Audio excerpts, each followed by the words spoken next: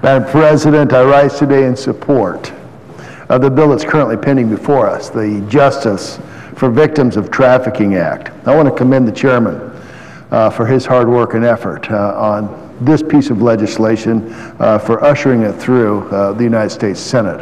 I also want to thank and commend the senior senators from Texas and Missouri for coming together in a bipartisan fashion on this vitally important human rights legislation. Madam President, because this is such a bipartisan bill and frankly a nonpartisan issue, I'm frustrated that we're in an impasse on moving this bill forward with an open debate. Let me repeat, this is a nonpartisan issue. I encourage my colleagues across the aisle to move forward with an open debate on this vitally important human rights legislation.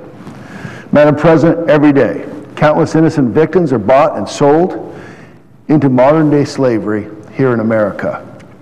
All too often, many of these victims are children. As a father of 4, a grandfather of 2, I believe every child should have the opportunity to grow up in a loving and safe environment. Madam President, I know you agree with that, and I know everybody here in this chamber agrees with that today. Unfortunately, that's not the case for too many children. Recognizing this is an important issue, my home state of Nevada has taken action over the past several years, not only to assist victims of trafficking, but also to ensure these victims have the opportunity to seek compensation from their traffickers.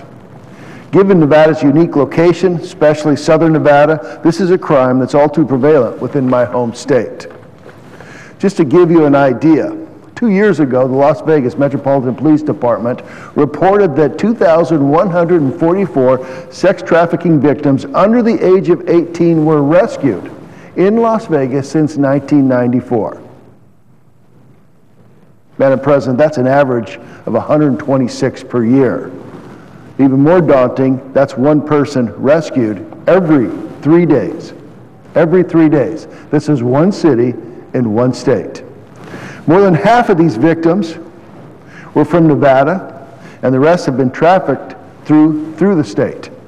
While Nevada has taken important steps forward in providing restitution of victims of trafficking, much more needs to be done to stop this crime from occurring in the first place. All too often, trafficking is a crime that is hidden in plain sight. It occurs in every single state. That's why it's vitally important to recognize the warning signs of someone who may be a victim of human trafficking, as well as those who are committing these crimes. I'm pleased to see this underlying bill recognizes this need, especially for local law enforcement, especially for health providers, and especially for first responders. Madam President, the bill, however, fails to recognize the important role of our nation's ports of entry and how they play in our nation's domestic and international transportation system and the opportunity that they provide for human trafficking. That's why I filed an amendment to this legislation to ensure that victims of human trafficking and perpetrators of this crime will not be able to pass through such places without additional law enforcement awareness. My amendment requires the Department of Homeland Security to train TSA, CBP, and other relevant departments personnel to effectively deter, detect, and disrupt human trafficking. Recognizing the different needs of states and the critical role of law enforcement in combating human trafficking, it also allows DHS to provide training materials to many states, local or tribal governments, or private organizations in order to establish a human trafficking awareness training program. And finally, Madam President, this amendment requires DHS to keep records of the number of human trafficking cases reported or confirmed and report these numbers annually to Congress. That way we can measure progress in our efforts to end human trafficking. Instead of creating another layer of bureaucracy, my amendment simply complements and enhances the current efforts by DHS to equip its personnel with effective strategies to combat human trafficking at our nation's ports of entry and other high-risk areas. Earlier this year, I was pleased to see similar legislation pass the House of Representatives with unanimous support. I think most of us can agree that this issue of human trafficking is not a partisan issue.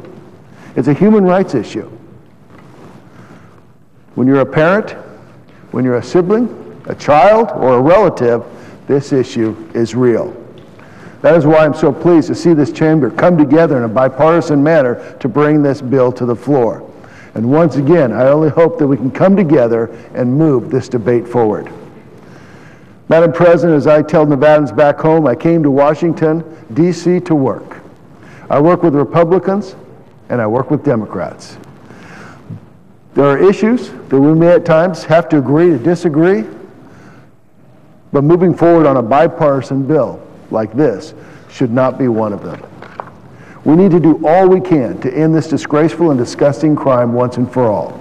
We should move forward in providing much needed help to these victims, including children. Now there is more work to do on this bill and ways to make it a better product through the amendment process, but we should be moving forward instead of stalling out. Hope that we have the opportunity to call up my amendment. I would urge my colleagues to support my amendment so that we can ensure that DHS personnel are properly trained to prevent the serious threat of human trafficking. Help is almost there for these victims. I hope that we can come to a resolution today to move forward on this bill. Madam President, I yield the floor.